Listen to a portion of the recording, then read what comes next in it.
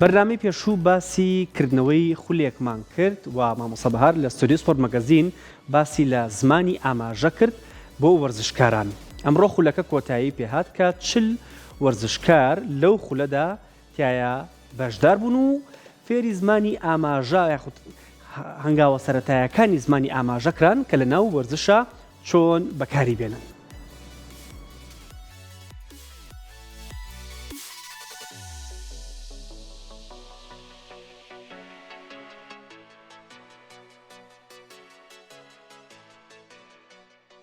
چل وەرزشکار و ڕاهێنەر بەشداریان لە خولی فێربوونی زمانی ئاماژە کرد. لە بەڕێوەبەرایەتی وەرزشی سلێمانی کۆتایی بە خولی فێربوونی زمانی ئاماژە بۆ یاریە جۆرە و جۆرەکان هات. بە ئامادەبوونی 40 ڕاهێنەر و مامۆستا و فێرخواز بەڕێوەبەرایەتی وەرزشی سلێمانی خولێکی بۆ فێربوونی زمانی ئاماژە بۆ یاریە جۆرە و جۆرەکان لە ماوەی 2 ڕۆژدا ئەنجامدا. خولەکە لەلایەن مامۆستا بەهار مەحموود سەرۆکی ڕێکخراوی ئاماژە بۆ گەشەپێدانی مرۆیی بەڕێوە چوو.